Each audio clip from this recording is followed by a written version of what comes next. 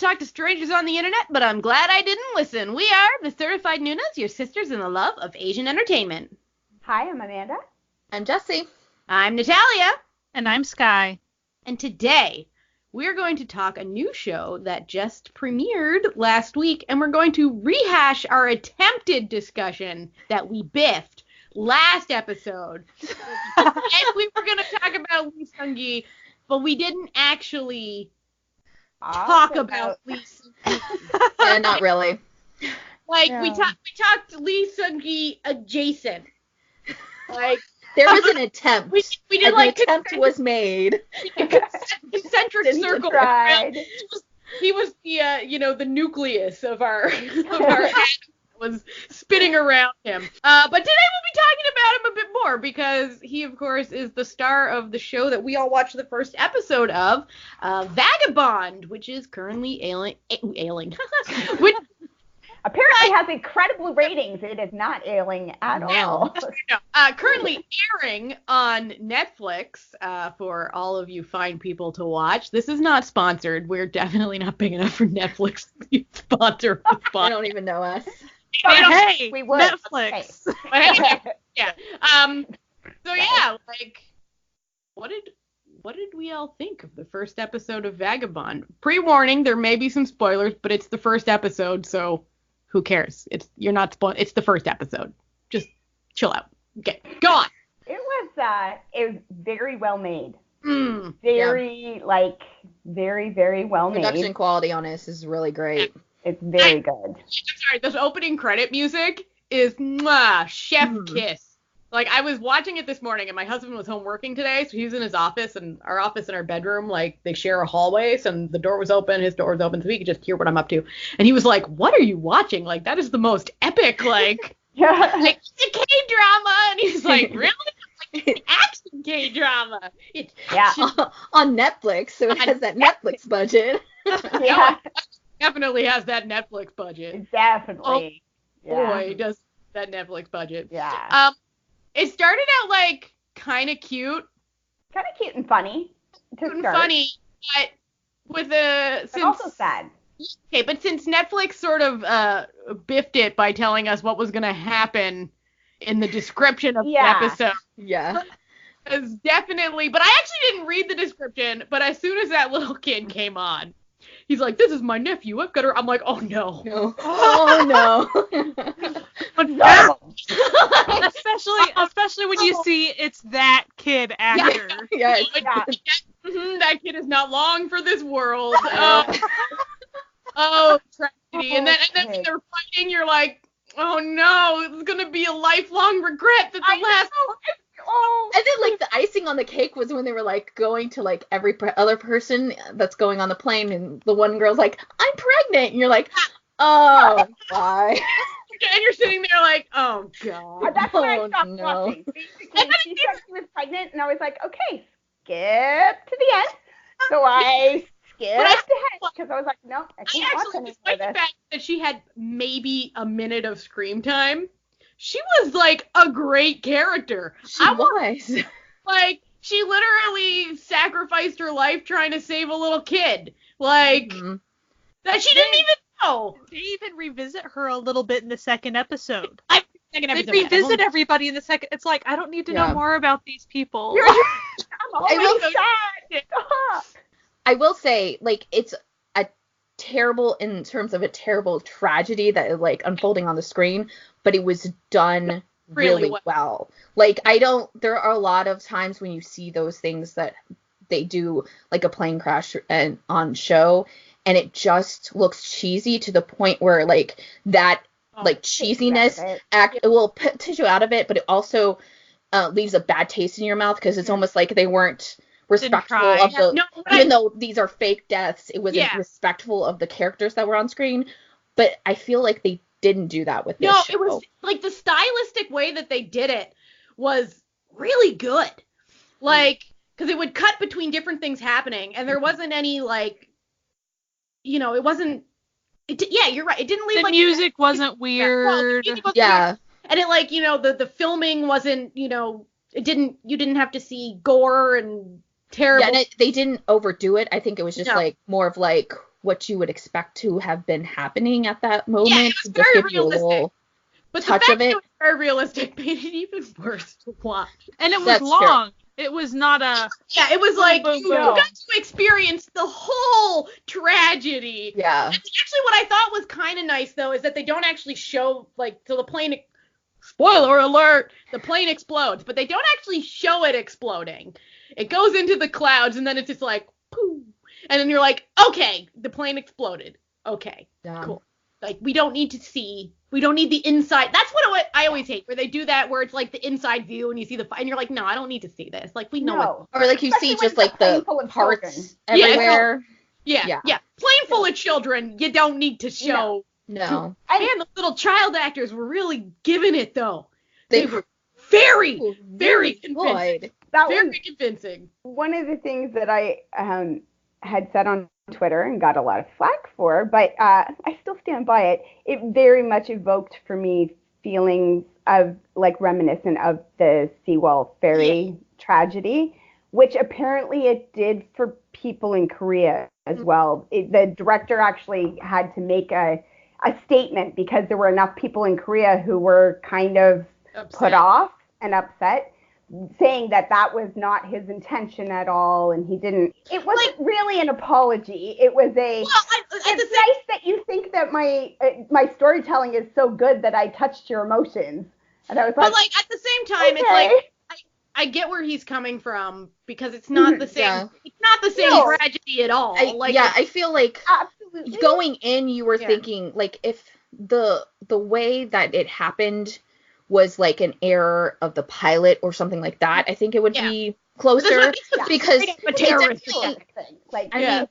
you're gonna be impacted on it just because it's just a mass tragedy. Kind of like when like months ago when I first started watching Designated Survivor, and even though Designated Survivors, the first plot is not like 9/11, it still brought up those like emotions. Still brings up but like I definitely don't like it's definitely was presented in a way that was not trying to be part of that tragedy because of the way that like the plane, like what the reason why the plane had crashed. I think that, and seeing that and seeing like the lead up to it already in the first episode, I think that made it a little bit easier to handle too, because then you're like really start to see, oh, it's because of this specific thing, that guy being on the plane and doing the things that he did.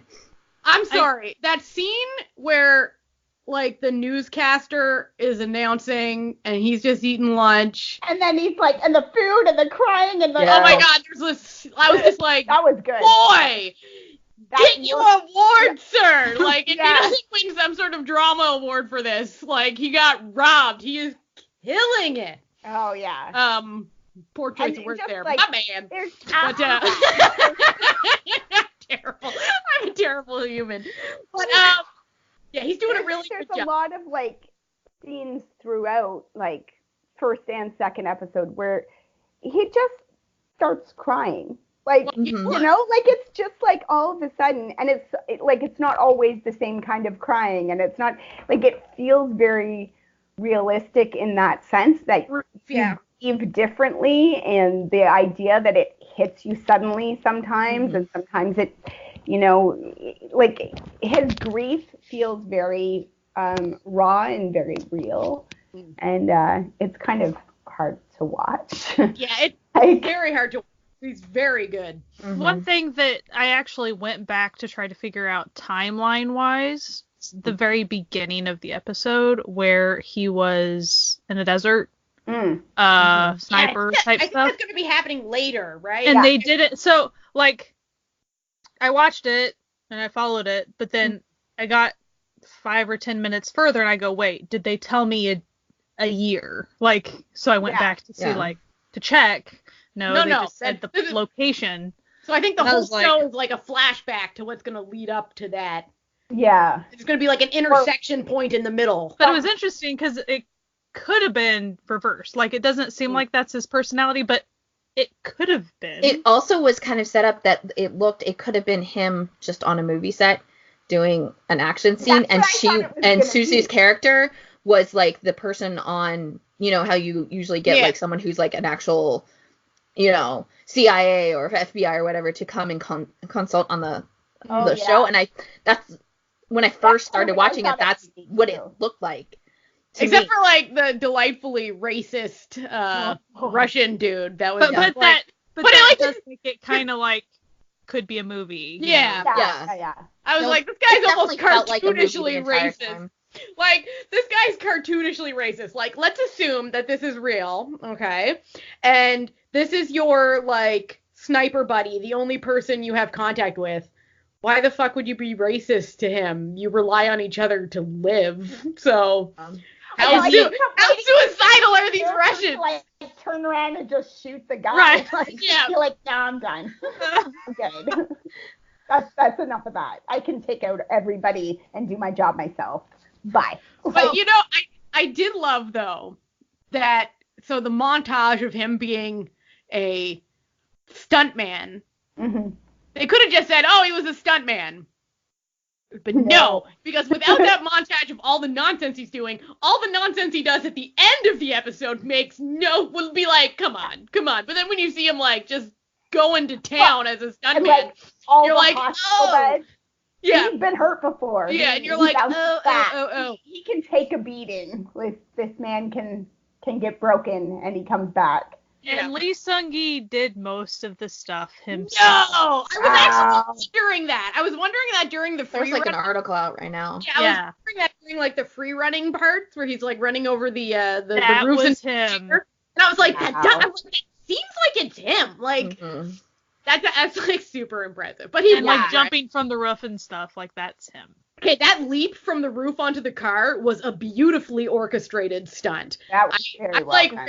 I'm really into stunt work. I'm going not like myself personally, because like I'm like basically a little chronically ill shut-in, but I love good stunts because you know I find like these days like a lot of things just rely on CG, so it's like the art of the stunt has sort of fallen out of favor, but every once in a while you just see something with just like beautiful stunt. So there's that, and then the other one that always got me was in another drama that has amazing stunts, The Guardians, where she jumped onto the clothesline out the window, and that was actually her, and she was pregnant while she did it, and I'm just like, girl.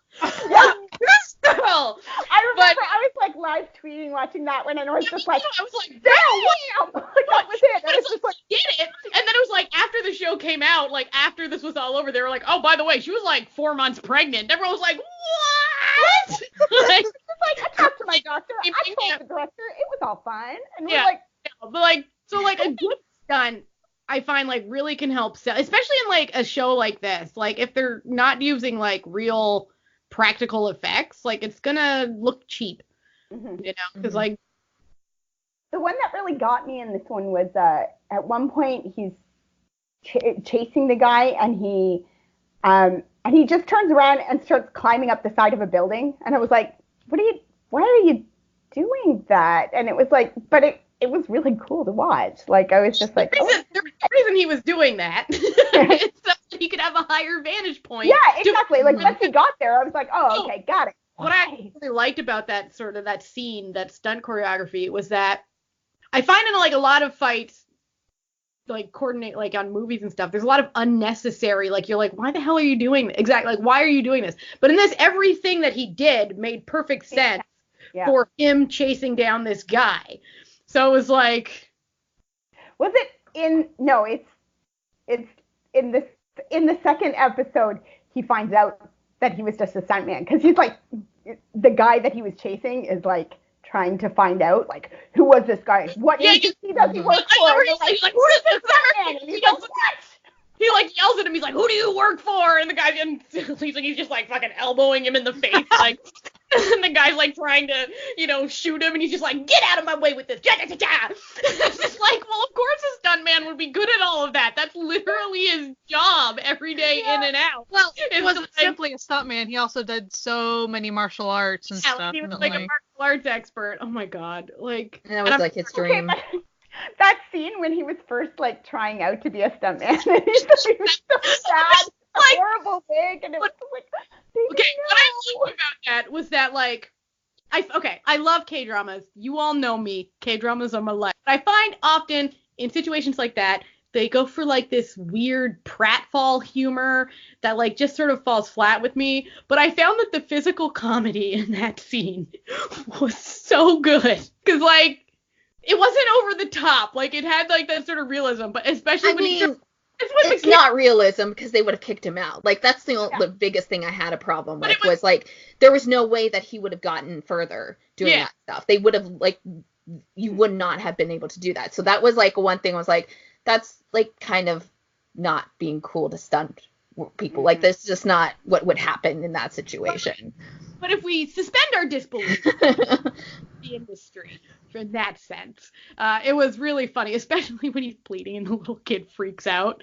Like, he's like, no, there's no blood. Oh, there is, but don't worry. Like, fine. This is I like, just really liked when he had, like, the guy had the apple on his head, and he was like, I was like, no, I see where this is going. It's not going to, he kicked him in the head. That's when I just started laughing, and I was like, I know this is not supposed to be a comedy, but this is just pure, just, chef kiss, just like the way Did I not say last episode that they were gonna do this because he was a stuntman?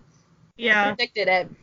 Anyway, we knew there was gonna be some aspect of comedy because of it. But no, I find that the blend of, like, it's appropriate. Like, the comedic stuff stopped when it should have stopped. Sometimes realistic. Doesn't. Like, it stayed realistic. Yeah. It never got weirdly funny. Like, to that point where you're like, okay, this is not realistic anymore. Like, so that was good. I felt like maybe it'll come back more later in, like, later episodes, but the first 2 episodes are so heavy that I could have used a little more of the comedy, like, even from side characters or something. Like, it just, I know it's a heavy subject, so obviously you're not going to go for laughs, but I needed something because it was such a heavy subject. It was so draggy for me that, like, I couldn't enjoy it because there was no light moment. There was nothing giving me that, like, nothing brought me back up. In the second episode, I'm not going to go too far into this, so don't worry. There is a side character, a resource for her, the main character. And she's not hilarious by any means, but I think she has a different dialect. But it's also, it's the girl who was in Secretary Kim, and it's the actress who is the comic relief in all the shows that she's in. Right. Yeah. And so, tone-wise, though, I mean, her character stays appropriate to the show completely. Yeah. And she's not ha ha ha, but because she definitely has the dialect thing going for her and just a little bit of humor. The guy that she was with. The guy that she was listening. Oh, yeah, like the dude. I feel like those stuff. Two. Yeah. Yeah. So I mean, it's a little bit to me. Yeah. I mean, for me personally, when it comes to, like, my favorite types of shows, I go for, like, Lawless Lawyer. Like, you get the action, but then you get the hilariously weird, funny stuff. This, of course, is nothing like that. You get a little tiny bit. Yeah, this is a little too realistic for me. Well, Amanda really coined my show preference in a phrase that we now use often, which is tragic makes the magic. So the sadder the character gets, the happier I am. See, I'm like cool with the sad, but I'm on the flip side. I don't like watching action. Most of the time, I find it boring. Even in this, that I understand and I, like, appreciate what is done on screen. I like every action part is pretty boring for me. Like, the only time I like action is to see the behind the scenes and actually see everyone involved with the stunt and not just the actor. Like, I like to see the safety captain. I like to see the production managers doing their things. I like to see the people who are on the lines working that sort of stuff. I like that greater scope of things. And so if I have action, I need to have something else, and it could be more tragedy, but, like, it has to be something else.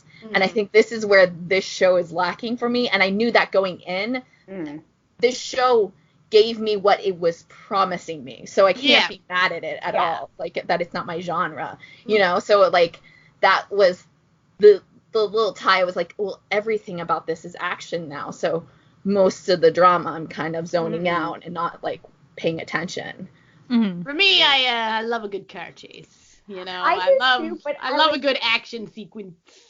I need comedy. I think I need a lighter action as opposed to darker action. And for me, I found I was bored a lot of the time. Like, I was watching it and I was thinking, I'm bored, and then the plane crash happened and it was like, oh, and now I'm bored and I'm sad. Like, it was like I was just bored and sad and anxious, and like nothing about this is making me feel good right now. And like, that is a hard sell for me. I want to enjoy my entertainment, and I was like not enjoying it. Not that it was bad, like, it was very well made. It's just clearly not the kind of, it's not quite what I was expecting it to be. Like, I knew it was, that there was a tragedy, but I think because they focused so heavily on the tragedy, to make it that much more tragic, it was just heavier. Like, I don't know. I thought it, you know, they say like, oh, it's going to be about his nephew dies in a, I didn't know it was going to be like his nephew that he raised. And, you know, I thought it was going to be like his sister and his nephew went on a vacation and the plane crashed. You know, and you're like, oh no, he's sad. You're like, oh, he's a single dad. Oh, yeah, oh no, oh no. Like, okay, good. Oh no. Now. Okay, good. Great.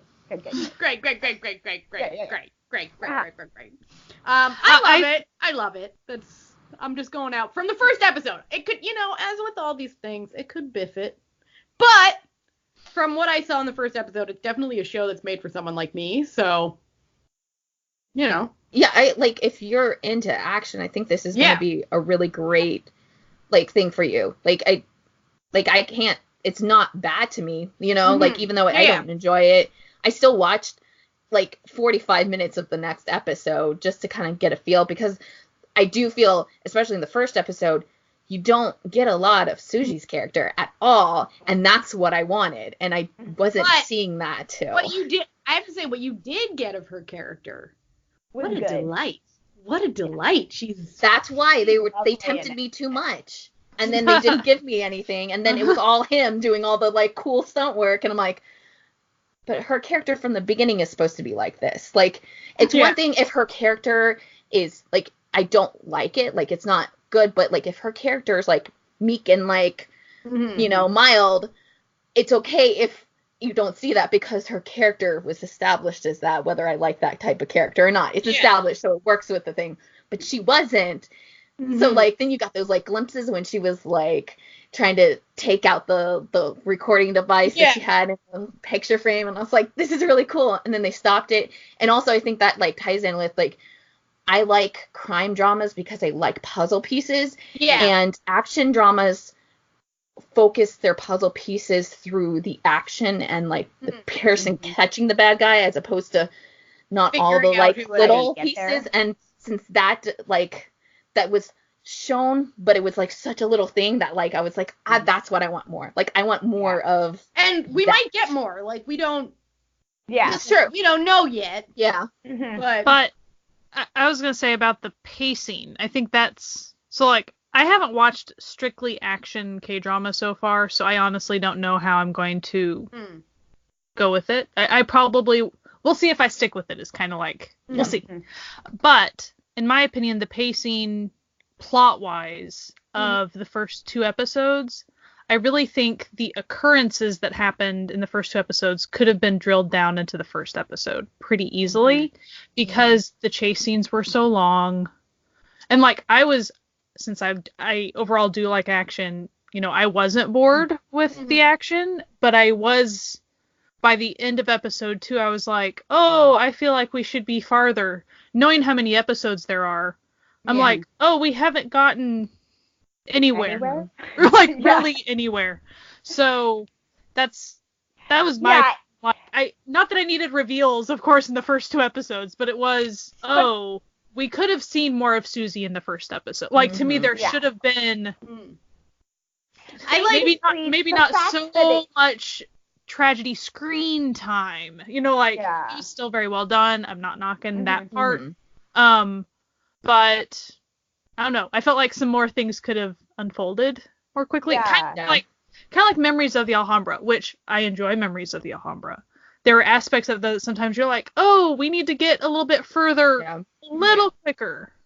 Especially if you're doing action. I have to say, like, from what they did show of Susie, I really enjoyed how she played with she played the people that she was undercover with. Yeah. Like, it was very clever. Yeah. It was very clever. Very good at that. Yeah, like, I felt just like what you were saying, Sky. The fact that it takes the full first 2 episodes for basically them to come to the conclusion, it was, like, it was sabotage. Like, and you're like, yeah. Like, we knew that already. Like, and I guess because the viewer did know. Yeah, like, that's maybe why. If we didn't know, but because they had shown us the setup of the bad guy, so you kind of know. So to take 2 full episodes to get us to the place of where they finally know, felt like too much. It felt like a little more drawn out than I needed it to be. I liked all that aspect, like, of them going around and the video and, like, him making that connection and then her kind of going, all right, fine, like, I think he's nuts, but I'll give it a shot, like, I'll check it out, and, like, those little clues and things unraveling was good. I think also what might be a problem that we're seeing with the pacing is that they've established some really great, interesting minor characters. I feel like it needs to be or wants to be an ensemble cast, but it's not an ensemble cast written show. It's a Lee Seung Gi show with Suji, and then, like, everything else. But, like, you have, like, the presumable masterminds behind the whole thing. Yeah. Like, that female character is so interesting, but, like, you only got snippets, and even then it was just to, like, kind of set up her company and her fighter jet or whatever it is. And then, like, Suji's character, her boss or, like, person that works with her in the CIA whatever position, the one that she calls to ask about looking into the video, he seems fascinating because he knows the guy that was committed suicide or, was shot. Yeah. Like, so there's that, like, minor character, and then you still haven't even seen Suji's, like, real boss that she was talking to, and then, like, so there are all these, like, minor characters that are, like, right now should be ensemble cast level, like, up there, but they're kind of more, like, minor characters. They're so fascinating. Yeah. But we also don't know if, like, they'll become more of a presence. Yeah, but, like, I feel like they could have been a little bit more in the first 2 episodes to really be like, oh, okay. Somebody posted something, and I guess I don't know how they know this, but, like, all this stuff, the plane crash stuff and everything is supposed to take place in 2012. And the rest, and then that start part is 2019, is what somebody posted about. I don't know where they got these numbers from, but theoretically, which could mean that we get this solved, like, even this week or whatever, like, in the second week, you get this part solved, and then you move on to whatever is going on. Yeah. At the bigger story. Yeah. There's definitely going to be more explosions. I still think, though, I think it will be more of a, again, I'm going to bring up Memories of the Alhambra, because to me it's similar as far as focused on the 2 main characters. Like, you really were. I mean, yeah, you had some others that were helping him, but yeah, the guy and the girl, and that was pretty much who we were following. That's definitely the vibe I got out of the first 2 episodes, despite the fact that the characters around them were already very well written and acted and all these things. It did already feel like, oh, we're going to be focusing on these people. Like, that's... Yeah, one thing about the side characters is that you could tell they all had a complete backstory. Like, they were full characters, even if Yeah. we never know those backstories, even if we don't ever see any more of those characters. Like you were saying, like the pregnant lady, she's in like 10 minutes, but she's like she is a fully fleshed out character, and that's really nice. Like that's some delightfully like tight writing. Like you can tell that the script writer and the director like really worked well together and were able to like communicate to the actors like this is what you do, like this is how you show that all you need to know about a person. Because I find like a lot of shows and movies and such, they use exposition too much. Like they actually have someone tell you what that person is like. But it's much more, same in novels. A lot of novels do that too. But it's much more compelling if a character shows you what they're like and you can tell what they are. Because people can lie with whatever they say, but the way that they act tells you what you need to know. So it's like her small interactions that she does, like if we're talking about the pregnant lady character, shows you all you need to know about this woman. Like she's very sweet to her husband or boyfriend. It doesn't actually say if they're married or not. Yeah. So you can tell that they're in like a really healthy, sweet relationship. Her traveling companions are all middle-aged ladies. So you're like, oh, okay, she's good with like older people and stuff. And then her one instinct in the middle of a tragedy is to try to save a child. So you're like, oh, she was a good person, you know? So you're just like, okay, that's all you really need to know. Like, you don't need to know where they went to school or like, what her family was like. Like, no, you know who she is as an individual by how she treats those around her. So, yeah. And I just like, man, they introduced so many good actors on that plane that I was like, we never gonna see them again. Like the two actors playing the pilots are really good actors. Yeah. I was like, that's what K-dramas do. I know. I'm like, you really managed to get like these two dudes. Well, that's the thing. To show up they for always like do that. scene. Like you never get that like in a Western like movie, if like or like drama. If there is someone there, you're like they're gonna be there for a while and they're gonna have lines because that's the like goal. Like, they're gonna have like lines. They get that in their contract. K-dramas will do it, and you're like, I don't know who's gonna die in this show. It could be the top like actor in this show, and he's just here for like a cameo. I always do enjoy in Western movies where they'll have like a cameo because you know that the person's just like friends. I think my favorite one is probably the movie Hot Fuzz, which has like so many cameos. But my favorite one is when he's talking to his ex-girlfriend, who's the CSI tech, and you never see her face more than her eyes because she's like cleaning up blood at a crime scene. It was oh my god, my mind just went totally blank. She played the elf queen on Lord of the Rings. Oh, I don't know names. I'm bad with names, so I can. Kate Blanchett, thank you. So yeah, she was all covered up and she was cleaning up blood, and she has like all these lines in this one scene, but it was Cate Blanchett who just like uncredited just like showed up for one day of filming to like dump the main character at a crime scene. Like, beautiful. Mwah, love that stuff. But like in K-dramas, it's like you never know. No one's safe. Yeah, no one's safe. Especially in this sort of drama, like although, no one's safe. Also in K-dramas, you never know. Like, I don't think so in this particular K-drama. I don't think so. But you never know with a K-drama. Like, everybody could have survived this crash and be like stranded on an island somewhere. That's true. We could time jump that 7-year time jump could be that his son is now like nephew is a brainwashed like assassin and he's gonna come up against him in the future or something. We don't know. You know what? I feel like I'm gonna be honest. It did show the fiery explosion through the clouds. I feel like but it could have been another like somebody survived. Yeah. This is what I'm saying. But he had a parachute though. Survived. So. But he had a parachute. He had a parachute. He jumped out when the like fire things were like crashing beside him. He wouldn't have survived. But like it could have been another plane because they already set up that there was this like fighter plane around. So like it could have been another thing. Right, girl, you or right. It's a UFO. You Girl, just you never can know. watch it. You Super just X-Files. Not everything UFO. I mean, man, you it's never know. unidentified, right? It flew. We don't know. It's an object. You know what? Technically.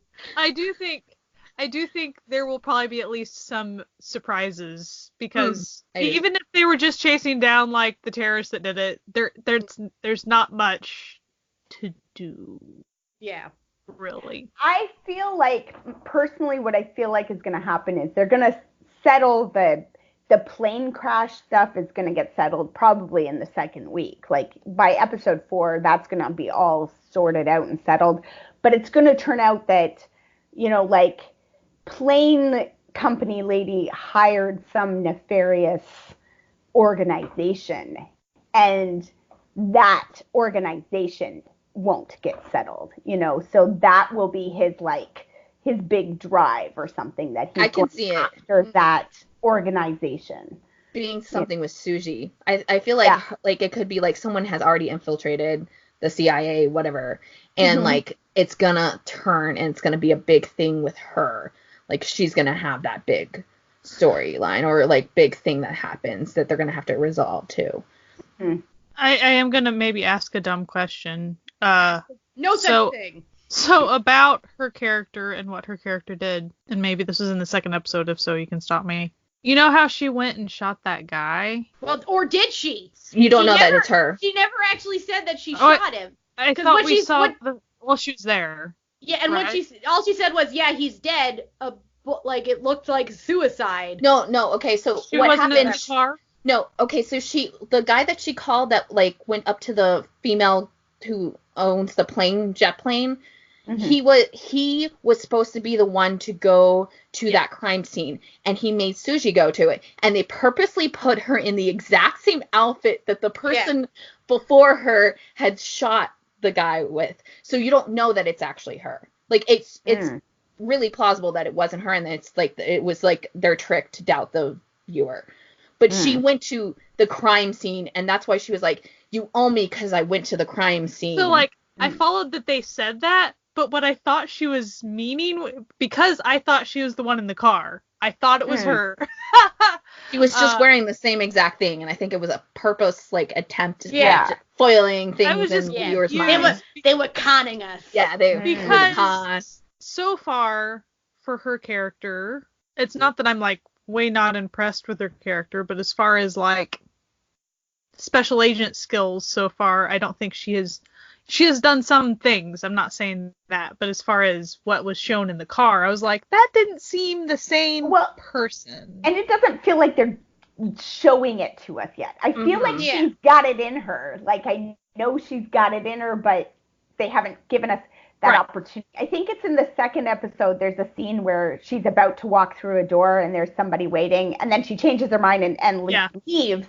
But I was really looking forward to her going through that door and then person like attacking her and seeing what happened. Like I was really hoping for her to kick somebody's butt because I was pretty sure she could do it. I will say it's like in the second episode, but I won't like really like spoil anything. I was on board with everything that she was doing and her dual like roles on the first episode. Then the second episode happened, and there were times when I was like, oh yeah, like 100% if she's this good of an agent, she knows, she remembers exactly that Scarface guy, like that sort of, she remembers those things. And like when they were talking about things, I thought she was just playing it off to be in front of him. And then it was revealing it that wasn't the case, that she literally just didn't know. And I was like, wait a minute, she actually should be at the, like, that level. So like second episode is what threw me off. First episode she was portraying it perfectly, and that's so then second episode happened and I was like, oh, okay, but is she not actually? Yeah, that's what confused me. Yeah, there was a weirdness into it, like that. I was just like, and then even her level of like revealing her job, I don't know, I felt like if she could have played it off different. I don't know. Yeah, just we'll see. Well, maybe I did, but the reason I brought it up is because I actually did think she was in the car. So that's why I was like, I don't understand. Because I'm like, that's not the same person, is it? for me, Vagabond, I will keep trying it since I will probably be also watching a lot of other things. We'll see if since I have not watched a purely action show before, I don't know if I'll end up sticking with it or not. As it airs, we'll see. And I'm interested. I'm sticking with it. This show has got me. This show has got me. But it bummed you out too. But that's what I love. I love tragedy. For me, like fictional tragedy. I don't love legitimate tragedy.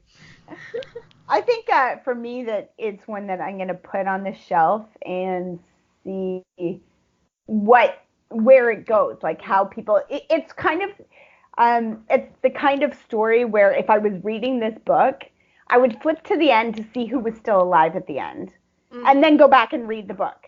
But like, I have anxiety about who's going to die. Like right now, the way that they're telling the story, and like we were saying, anybody could die. It's like every character who they show that video to, I'm like, well, that person's going to die, and that person's going to die, and that person's going to die. Well, great. Everybody's going to die. And it kind of has me bummed out. It's got that feeling of futility almost, where like, you know, sometimes in the K-dramas where there's like the tribal ones or the company ones, the corrupt company or whatever, you know that no matter how much evidence they get, it's never going to be enough because the evidence is going to get wiped out and the people are going to die and this stuff is going to disappear and the bad guys are just always going to win until they don't. But like, it has that feeling of it's going to go down, down, down, down before it comes back up. And I'm just right now not sure that the payoff at the end can make up for the tragedy that has occurred so far. So like, I'm not sure the payoff for me is going to be significant enough. So I need to like shelf it and see, you know, what people say. Oh, like, okay, they deal with this and it's done and now it moves into this. Okay, maybe I'll pull it back off the shelf and look at it again. But or binge it at the end once I know how it's going to end up. It's definitely, I probably won't pick it up again just because it is a genre, like, it's not like enjoyable enough for me to keep going, and I don't want to spend half of each episode just kind of being like, well, I guess I'll go do laundry right now or like paint my nails. You know, that's what I did. But I will be like interested enough to see if it keeps going, but like if there is some sort of shift that it becomes less action and more like puzzle piece and like that sort of thing, then maybe no, I won't do that. I'll say that maybe I'll pick it up, but I won't. Like, I know me. I also got like No Time and other shows that I'm like interested in, like especially like now currently I'm like super into Secret Boutique. If I've already got shows, I'll probably just be like, I don't really have It's one thing when there's nothing else that you're into, but if exactly. But like it's one of the shows that I'll be like cheering people on like as they watch and enjoy the show, because I think it's solid for if you like this genre, then you're like really gonna like this. Definitely. I think it's like a really like I don't normally recommend things that I don't watch, but like I would feel like comfortable with being like, hey, I watched like pretty much the first 2 episodes and it's not for me, but I'll like recommend it to people. It definitely feels like the kind you could recommend to non-K-drama watchers. Oh yeah, 100. You know, yeah. Right? Like, you know what else I'd recommend? Joining our coffee. If you go to ko-fi.com/certified news, you can have the opportunity to support this podcast. We have no sponsors except for people who go through coffee and our own wallets. And, you know, if you enjoy what you're listening to and you want to help us out a little, you know, keep this podcast running and doing its thing, help us pay for hosting and equipment and all that nonsense, go over to our coffee and send us a few bucks. If you don't have the money, don't worry. You can still listen for free. Just maybe send this podcast to someone's way that you think would enjoy it. We have some fun. We have like behind extra uncut stuff on there. We got nonsense on there. So if you like our nonsense and you want more nonsense, that's your reward for helping us out. Is not only do you get the regular nonsense, you get extra nonsense. So much nonsense. So yeah, that's ko-fi.com/certified Nunas. Now back to our regularly scheduled programming. I do agree with you guys that, like, it crossed my mind. Oh, I'll probably watch it further to make sure, but it would be one that I'd offer to my husband. Like, oh, you're in an action mood? Go check this out. Like, I think you'll dig it. Perfect for Netflix. I think it's a great choice for Netflix. Yeah. Netflix, very good platform. Netflix did well. Mm-hmm. Kind of like, I think Earth Doll is fitting for the platform. Yeah. Because, like, I feel like this is the sort of show that, like, people who wouldn't actually watch, like, the regular K-drama rom-com, like, people who would like more, like, OCN dramas and stuff. Yeah. This would be a good, like, intro to that, because it's not, you know, not a tropey K-drama situation. It's like a action tropey, but, like, not, like, K-drama specific action. Yeah, exactly. You know? Yeah. So it's like works out. It's not K-drama tropey. It's got a familiarity. It's very to it. familiar to Western. Very Western. Yeah. It's very Die Hard-esque. Like, it's got that, you know, one guy trying to, like, take on something way bigger than him kind of thing. And then he's, like, way in over his head kind of a thing. And solid acting, solid production values. Oh, very. So. And that's stunt work. Well, Chef Kiss from I'm gonna say again, Lee Seung Gi, he's killing it. He's killing it. And acting wise, like, and since we've promised, we'll now talk about Lee Seung Gi. Because we said we would last week, and kind of didn't.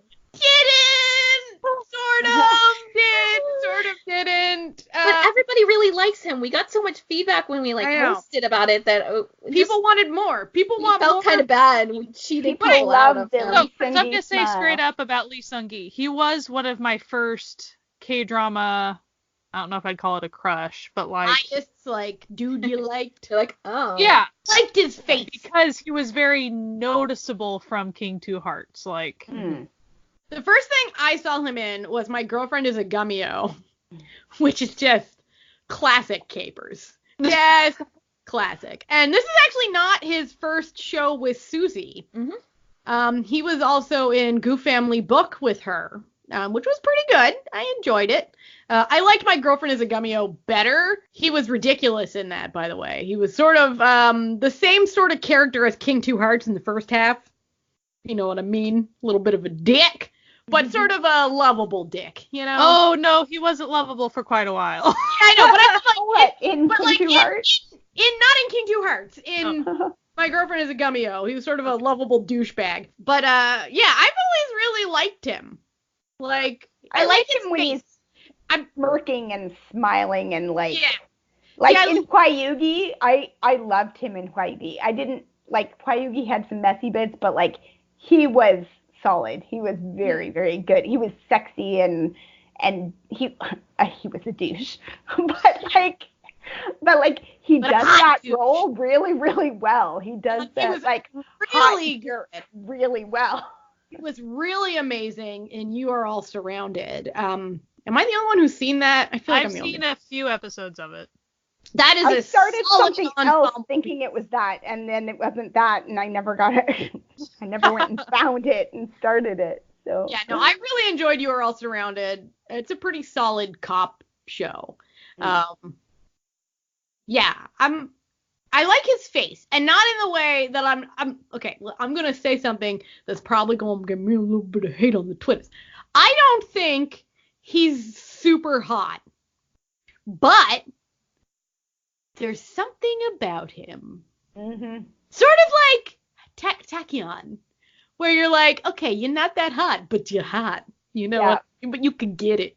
The kind of person that if you just saw his face, you wouldn't be like, oh yeah, that's a face. Like that. But then the more you know of them, the more it's the you charisma. Like, exactly. And he just seems like a real nice guy. Like, to be honest, if like some sort of horrible scandal came out with him, I'd be a little devastated. I'd be like, no, all men are garbage. It would be very unbelievable at first. at first I'd be it would be like, no. This has to be fake, right? Like, he seems like the nicest guy, just sweet. Mhm. Kids love him, and kids are usually pretty good judges. Historically speaking, he debuted as a singer way back in 2004 at the age of 17. Yeah. Because You're My Girl was the popular ballad that created the liking older women syndrome in South Korea. I mean, perfect for our podcast. Yeah. So he was like the original Nuna fan. He really, if you go and kind of watch stuff about, yeah, that's pretty. They'll always bring that up. They're like, this was the start of that. Like, it was when it started becoming popular. Him. When he was super young. He started a whole movement of marrying older women or dating older women. Yeah. So thank you, sir. Thank you for your service. as older women, we appreciate you. I feel like 2004 him couldn't get it quite as hard as current him can, though, because he can get it. Boy can get it. He did military body very well. And apparently this week in Vagabond, in the second week of Vagabond, apparently, I mean, the stills that they've given us have been emotional shower scene stills. So. Oh, the emotional shower scene. Our favorite. Who doesn't love, like, who doesn't cry every time they turn on the shower? You know what I mean? Put your hand on the wall and cry. Put your hand on the wall and to your mirror. And just let your tears just drift away in the water as it falls. Yeah, that, like normal people do. Yeah, do it all every week. I don't know. Maybe I would if I had abs like that. Maybe maybe it's something to do with the lack of body fat. I don't know. You get so sad when you're not warm. You know what I mean? And you're hungry. And like you're too hard for people to comfortably cuddle. Like, what are you gonna do? Like, what a sad life. You know? Do not have that problem myself. So 5 years after he debuted, he became a MC on Strongheart, which that was a big thing. It's probably the most I've seen him in. Besides the episodes of Vagabond, I literally don't have like any real connection with him, like except for Stronghearts. And he's always fun when he goes on Running Man. It's always he always has variety, humiliating nonsense. So. And he was on 2 Days, 1 Night, so that was a big deal. Yeah. He was like, I can't remember if he just went into I think he just went into the military, like right when I was starting to watch K-dramas. February 1st, 2016. So, yeah, it was probably right around there, or just before I started, because maybe it was like April when I first started watching K-dramas. But that's all I remember hearing about him. Like when he was about to come out, people were so excited and like, what's his next project going to be? And like, it was just like Twitter and everything was like going crazy. Like, he's coming back. But I just remember hearing that all the time, was that he was like the king of variety shows, that he lived in variety and he did every show and everybody loved him. And he's like always good on everything he does. But not only is he good at everything variety, he seems to be good at everything acting as well. Yeah. He just seems like an all-around good dude. He's a good dude. What can I say? I like him. I like him. Mm-hmm. I do think I'm going to bring up a funny in-joke from King Two Hearts. So he, during that era, he was dating Yuna from Girls' Generation. Oh. Good for him. And so, I wasn't it in King Two Hearts? Let me check the year. Oh, it was the Girls' Generation jokes. Yes. I forgot about that. Oh, they were good too. Now, they confirmed their relationship in 2014, so that was a couple years later. But they had a lot of Girls' Generation in-jokes in King Two Hearts, and I think they were maybe dating during that time, so it was kind of funny. It's kind of like My Princess had a lot of rain jokes in it. I like those. I like that. That's fun. Yeah, I like it when they throw those like jokes in that. Yeah. It's kind of cool when they're ones that you maybe find out about later. Like the King Two Hearts one feels like maybe they all knew that he was dating her, right? But like it wasn't out in the open, but they all knew. So they just were like, oh, we're gonna do this and see how long before he like cracks or he's like, shut up. Yeah. Seriously, just stop, right? Because they probably could have picked any idol, right? Yeah. No, that to be honest, if I was on a set, I would do that shit too. Oh, totally. Yeah. You know what I mean? Like, and earlier we were kind of shocked because for some reason I thought he got back from the military like last year. No, he got back in 2017. A lot of things that just happen. When you get older, time is meaningless. Weirdly. It's a construct. It's a meaningless construct. Especially when you're in podcasting, time flies. Like it really does. Because we're podcasters. Like that's our official time. Like that's our official. That's what we do. Speaking of time flying, it's almost October. And that means there's going to be a slew of new dramas. So many. Just everything is happening in October. Hurting us. Yeah. October is October's gonna be a ride for us. It's a bit rough. It's fine though. It's fine. So what's everyone looking forward to? I know what I'm looking forward to the most, but okay, it's JTBC, so probably I'll never ever get a chance to see this.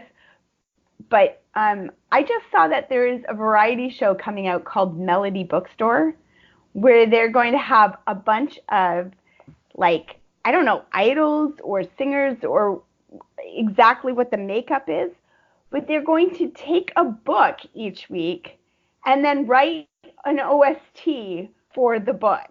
Okay, that sounds amazing. That does go with good. I'm like, what? This is of course it's everything JTBC. I love. Yeah. I'm sure that'll be something where we're going to be watching it, kicking ourselves that we can't get our mitts on an English translation of all those Korean books.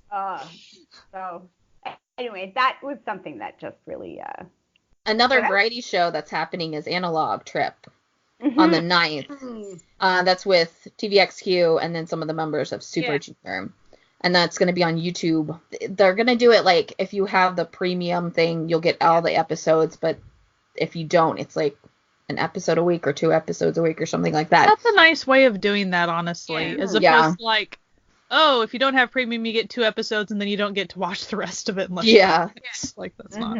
Especially if they can still make ad revenue off of it. So it's come on. But I'm excited. That's going to be a good group to have on a variety trip type show. Just chaos. That's just going to be pure, unadulterated chaos. And I'm here for it. So I'm excited for Extraordinary You or July by Chance or whatever it's called. Yes. This was pushed. And I am trying to not watch the whole trailer, but I stumbled across it a little bit the other day. I was like, oh, that looks cool. I keep on wanting to spoil myself even more because I finally read the synopsis of the show and I'm like, this looks insanely good. It just looks like it's going to be great, fun show that you're just going to get super into. In the beginning when they were showing the first bits, I was like, okay, so it's a high school drama. All right. It doesn't look... And then I was like... And then the latest trailer came out and was like, okay, so it's a quirky high school drama. All right. And then I was reading the synopsis and I was like, wait, what? Okay. Maybe I'm here for it now. So if you haven't read the synopsis, the premise is that she is a character in a web comic. But she's not the main character, too, in the comic. Yeah. That's her whole plot, is that she wants to become the main character. So she finds out she's in a webcomic, and she needs to become the main character. Yeah. So... Which, haven't we all felt that before? Yeah. Especially in high school. We've all been there, perfect. For me, I think we can all predict what I'm excited for. There's a new season of History coming out. I'm so excited. History 3. Make our days count. Yeah, it's going back to the history roots, not bothering with any of this full plot nonsense that I can tell. It's just straight up 2 teenage boys finding homosexual love with each other. And Vicky said they'll pick it up, so yes. And since it's Taiwanese, usually they get subbed pretty quick. So another Taiwanese that is coming out the same exact day on the last day of the month is Nowhere Man. A couple of months ago, Netflix released that they were going to be doing 3 original Taiwanese dramas and releasing them towards the end of this year and then like beginning of next year. So the first of the 3 is coming out then, and I'm interested in it. I haven't read much about the plot, but I'm interested in seeing, like, especially because it is an original Netflix. It's not like a Taiwanese drama that's being put onto Netflix. Mm-hmm. I'll probably be game for that. Mm-hmm. Leverage, I want to see super bad. Me too. I never watched the English one, so the English one is fun. That's what I hear. So I think I would enjoy this just because I haven't, like sometimes I don't want to watch a remake, but the fact that I haven't watched the original and it looks cute, like it looks fun and like Cast it looks great. like the kind of thing I like. So Catch the Ghost, I will at least check out. Looks fun, but I'm usually watching too many things to actually keep up with everything, so I'm just being real. Yeah. I mean, I always like that actor. Because, he's the guy from 100 Days My Prince. He's in a lot of other stuff, usually not as the main. Though he was for Welcome to Waikiki Season 2. But I like him a lot. And it does look interesting. It's just, we'll see how many things I'm watching then. I know. Exactly. October's a real busy month for me, so it's going to be, your girl's going to be limited on the dramas. And I'm going to be real, like, I'm already struggling to keep up with dramas with K-pop stuff, so October is just gonna be like, God. Yeah, we'll save that for next week. Yeah. It'll be busy. We could say that. Yeah. Mm-hmm. There are 2 Japanese dramas that I probably won't be able to find, but they're there that I'm like interested in.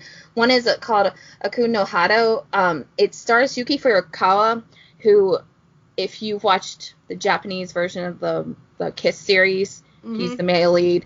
I really personally like him as an actor. He was also in Erased. And it's a drama based on a book. I think it's going to be like a crime thriller type show and looks really good. And then also the one that I just hope that I can find somewhere, there's going to be a Japanese drama version of Sherlock. I saw that. Oh, yeah. I am like super excited for that, and I want to be able to find it. Will I be able to find it? Probably not, but I would this hope is my so. like. I mean, that's such a notable thing. I'm also but, hoping that maybe can we make it happen from the podcast? Can that be my thing for this week? Like, speaking to reality, yes. Yeah. We want to speak this into reality. I really want it. Please, please, please. Wasn't it a Japanese one? That Miss Sherlock was a Japanese one, wasn't it? Mm-hmm. And that one's on Hulu. Yeah. So, which it's annoying because it's Hulu, like the HBO tie-in. So it's not like regular Hulu that I got with my Spotify, so I can't watch it. There's such thing as like not regular Hulu. Listen, it's like the sites just exist to just dig money out of us. Yeah. I saw somebody recently posted a picture of like all the new streaming services. Yeah, it's ridiculous. And they were like, I just want to go back to cable. Like, I'm sorry, I'm just done. Like, screw it. And I'm like, yeah, it's getting, because it used to be like, oh, okay, I could stream and I'll get rid of cable and it'll cost me less. Mm-hmm. But now it's like, oh, you need to have 50 different streaming. Like, they're making it cost the same as cable did. On the plus side, as a Canadian, half of them aren't going to be available in Canada, so we don't have to worry about it. Like, Hulu? No, don't have it. Not an option. Like, that's okay. They still play ads even when you have like a paid regular account. Subscription. Yeah. Oh my gosh. That's bullshit. Like, then why are you even paying for it? Like Like, I'm technically not paying for it. I guess there might be like levels too, because it just comes with Spotify. Like, so I'm like, okay, I'm at work and I need to watch the X-Files, but then it will be like 2 minutes in, and it gives me 3 ads. I'm like, but it's like solidified that I'll never pay money for Hulu. That's what it's done. Like, if Spotify decides to not keep up this like union, I'll be like, whatever, I'll just keep Spotify and not pay for Hulu. Yeah. I like Spotify. Spotify gives me what it has promised for a reasonable price.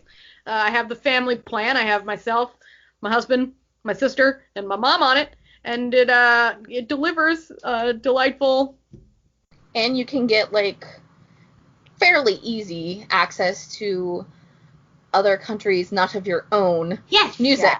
There is like quite a Japanese mix of music. Is hard to find, and it's there. I heard that Spotify is planning on having and geotagging the apps so that if you don't live in the same house, you won't be able to family plan anymore. They're going to try but people are very frustrated and furious about this, because the thing they've come up with is, you're going to track my child, you're going to track where my children are. And they're like, oh, we didn't we can't think do that through. Maybe. So, yeah. Another service that my husband has been using recently is YouTube Music. He stumbled across it and just started using it a few months ago. He doesn't pay for it, I don't think, but it's an interesting mix of, like, if you've watched the music videos or if you've listened, they have a lot of, ton of K-pop on there. So they'll have entire albums. It's really, it's an interesting mix of the two things. And so, it's smart too.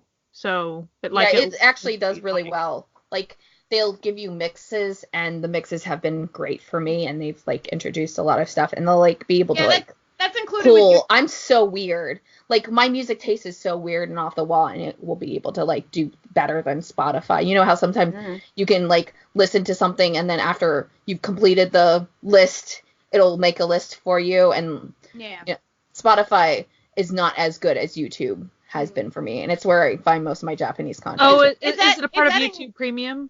Mm-hmm. Yeah, okay. That's why I have that. I'm like, I have YouTube Premium. Is that something I can get? And you know what's nice about YouTube and YouTube Premium and all that? It's the same in all the countries. Like, Jesse and I both get the same content. Unless someone decides for you to not see it. Like Japan. They don't like people seeing things. I know, I don't. It's hard being a Japanese entertainment fan. Yeah. Always has, always will be, I guess. So is there anything else that people are looking forward to? I'm looking forward to New Weekender coming out. Beautiful Love, Wonderful Life. I don't know if I'm actually... Once they started showing teasers for it, I was like, oh, maybe Is that the one with, what's his face that's in Secret Boutique right now?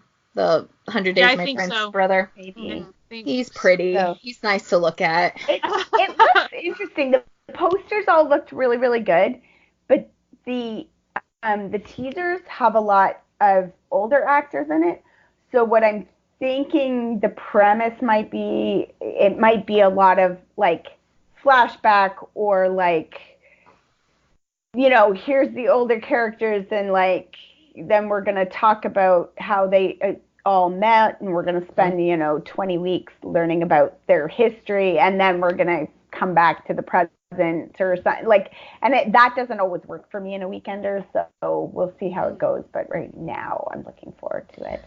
I'm not interested in it, but Eamon Key's Everyone's Lies is coming out finally this month. It's an OCN drama, so it's going to be hard to find anyways. And, like, the premise wasn't, like, really catching me, so I wasn't, like, planning on it. But it's been pushed back so many times, and, like, this time it's, like, more than a month it's been pushed. So I'm wondering why that is, and if there's something in it that actually is warranting, like, more editing or more time that would be interesting. And I like Eamon Key, so it's possible I could, like, pick up an episode. If we can find it. Yeah. I'm Or, looking you forward. know, we'll be watching Monster X content or something. Yeah, Everybody's coming back. Probably. There's too much happening. There's too much happening, ladies. Yeah. so much. With the K-pop comebacks, we'll still be watching things Yeah. in K-pop. I am looking forward to there's a Thai drama coming out this month called Blacklist. And I'm not really looking forward to it because the premise is not something that I'm normally into. Like, I think it's sort of blackmail and stuff like maybe high school bullying or something.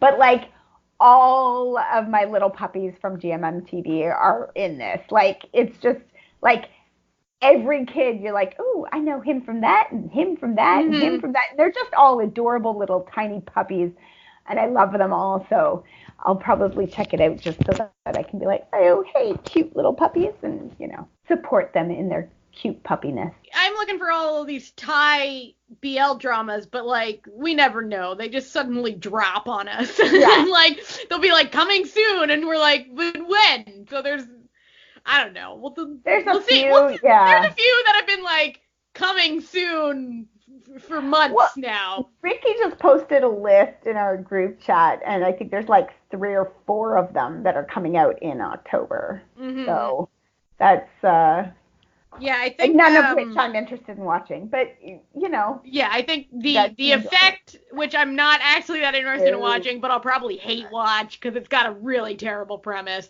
We love James. Who knows? Yeah, we do. Well, we love James, but and then Star and Type. When's that coming out? Who knows? Who knows? I'll probably watch it even though it also looks terrible because it is just Mew in it. So, Sanha from Astro, he's been filming a web series, which I'm not sure. I feel like he has to be done with it, but they've been pretty vague on that. I know that he was on set, but it was like weeks ago. So I keep on wondering if it's going to be October or November. So it's possible that it's called 11 Million Miles or something like that. 11 million something. Oh, yeah. He's a soccer player. He's a college soccer player in it. I'll be all about that. And Astro is currently shooting a web series for...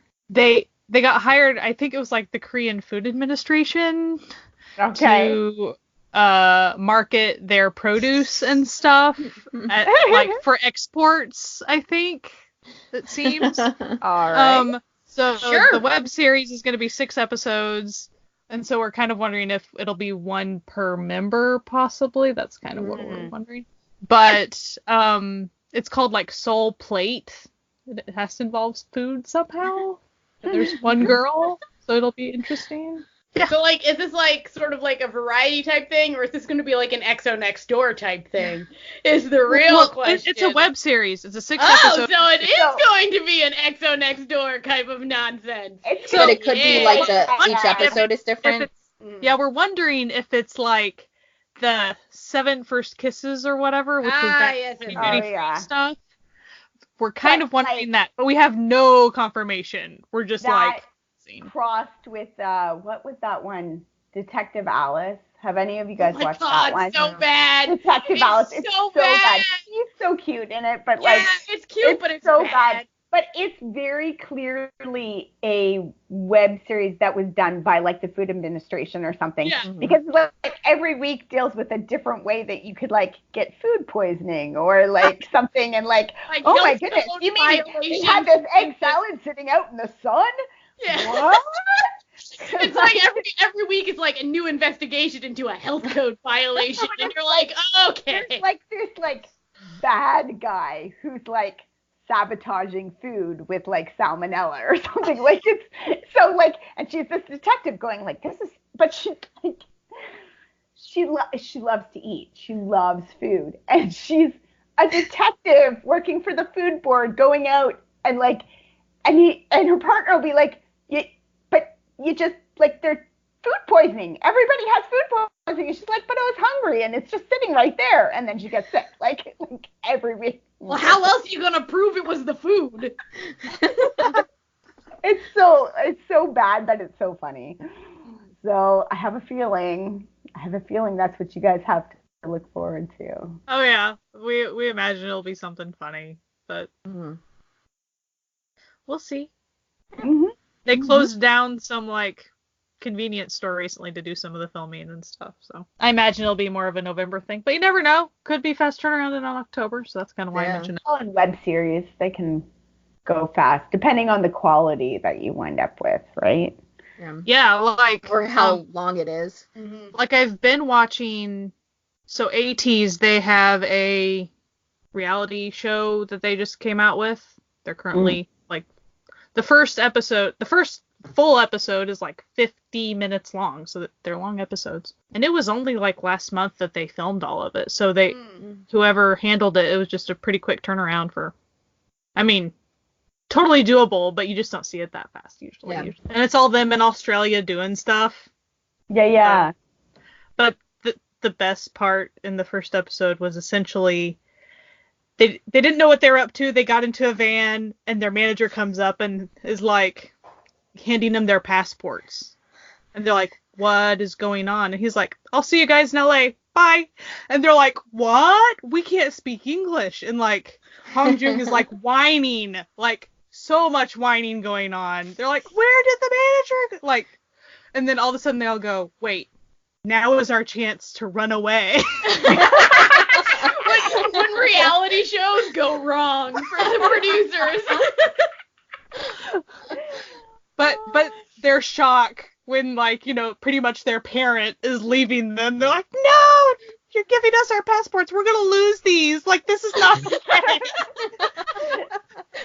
And the youngest who doesn't act the youngest, he's like, everyone needs to put their passport in a place because if you lose them, we will be in trouble. So we got a lot coming up in October. It's going to be a busy month for us drama watchers and us K-pop listeners. It's going to be wild. Us podcasters, because yes, it's our anniversary. It is our first year anniversary. And we've got... And Halloween, too. So Halloween. But we have something big coming out soon. Something big I've been working on. Something big. Something we all know what it is. That should be coming out real soon this month in October. I've been working away real hard at it. So yeah, and there'll be some stuff.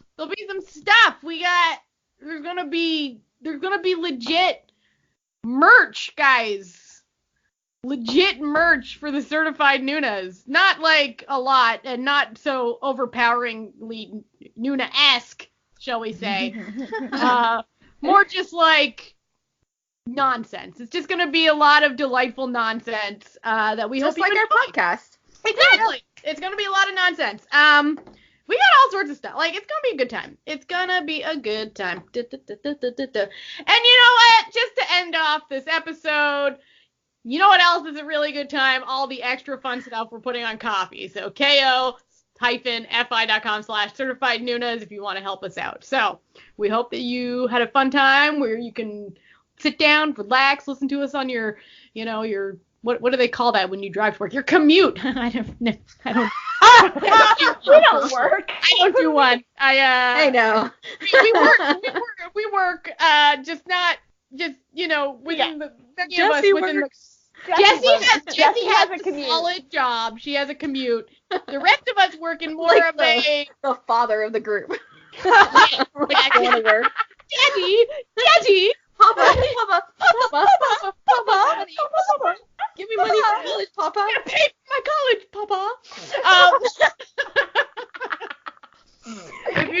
If you don't understand what just happened, just go to YouTube and search for Monsta X Call Shonu Papa for just the most delightful 30 seconds of your life. So yeah, you can listen to us on Spotify, iTunes, Google Play, all the places, Stitcher, YouTube. We got a channel on YouTube. We are everywhere. Like, you can find us. Like, if you're already listening to us, so clearly you found us somewhere. So congratulations.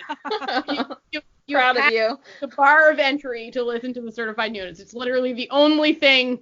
And you've gotten this far. Listening to us is finding where we are, and we try to be everywhere. So good job. And that's about it. We hope we talked a little bit more about Lee Seung Gi this week than we did last week when we said we were going to talk about him. Aimed to fix that this week for all of y'all. And we hope you enjoyed listening to the Certified Nudist and that you have a fabulous week. Bye! Bye. Bye.